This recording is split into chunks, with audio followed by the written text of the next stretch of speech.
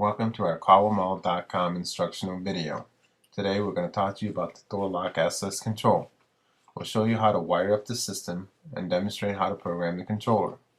The door can be accessed by entering a PIN number or a radio frequency identification key. When the key or PIN number is presented to the controller, then the controller will send a signal to the electric strike to unlock the door.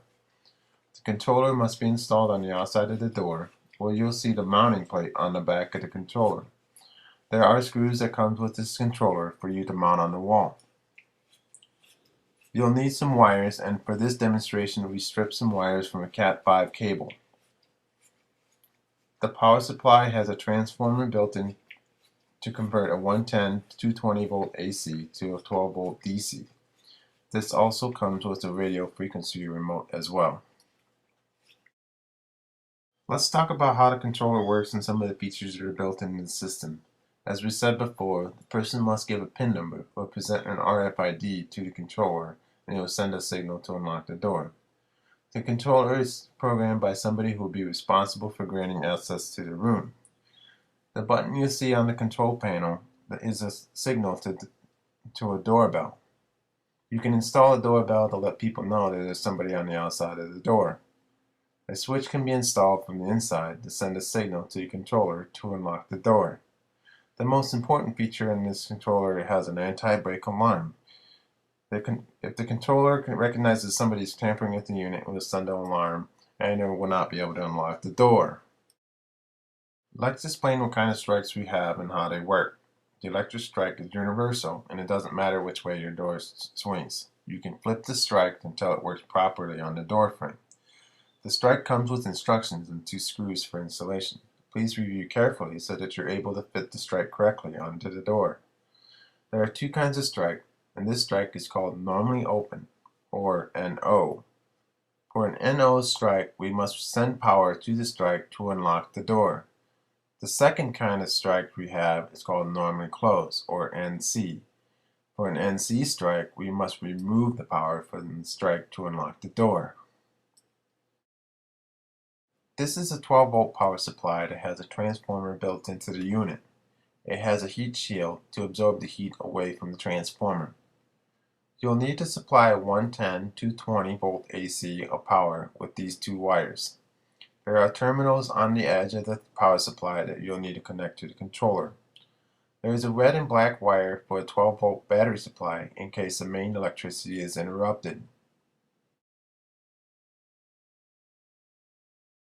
You'll need 4 wires to connect to the controller. You'll see a blue wire connected here to a 12 volt, 2 white wires for a ground, and 1 orange wire for the push and NO. Make sure your connections are nice and tight. Now we're going to connect the 4 wires from the controller to the power supply. Connect the blue wires to the 12 volt, 2 white wires to ground, and the orange to the push on the power supply. Now you're ready to wire up the electric strike.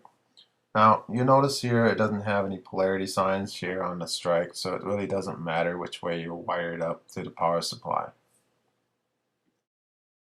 Connect these 2 wires to the terminals on the NO and COM3 on the power supply.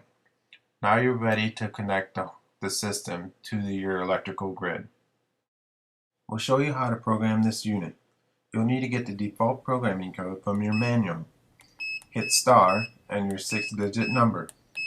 To set the new programming code, hit 0, enter your new 6-digit code, then re-enter the 6th digit and you'll hear 2 beep to confirm the new programming code. Now your new program code is ready. To set the PIN number, enter the programming code. Hit 3, enter your 4-digit PIN number, and you should hear a 2 beep confirmation. Hit star to exit the programming code, and now you should be able to open the door with your PIN number. To program your unit with your RFID, so hit your programming code, grab your RFID keys, hit 5, and just scan these cards in, and as many as you need. You'll want to hit start when you get done, and you can have as many as up to 10,000 for this unit. And then when you're all done, just hit star and that will exit your programming mode. So let's zoom out a little bit so we can show you a little demonstration. We'll present our keys to the control unit, so you should see a green light light up in the corner. There are other features that you can do in the programming mode, such as the amount of time the electric strike stays open or some of the alarm features, but we just want to show you how quickly this thing can be set up. Now, these are the other controllers that we have in our store, and we'll give you a quick rundown on how these work. This controller has a fingerprint recognition and a keypad access. On the back of the controller, you can see that it can connect to a TCP IP. This will allow you to manage your door access control by computer or server. The terminals here are to make your connections, and the unit comes with software and it can hold up to 500 users. This controller has a digital display, a keypad, and RFID capability. It comes with software. It can hold up to 6,000 users. It has TCP, IP, or LAN capabilities to connect to a network. It comes with wires to make the connections here. This controller has a much larger digital display. The display and the keypad can light up. It's RFID keypad accessible. It has a TCP IP Ethernet capabilities. The unit comes with software and it can store up to 10,240 users. This controller is water resistant and it can be installed outdoors. The housing is made of stainless steel and it's ideal for outdoors. It has RFID keypad accessible and the unit can store up to 500 users. Thank you for watching our video. If you have any questions or comments regarding to this video or any of our products, please send us an email.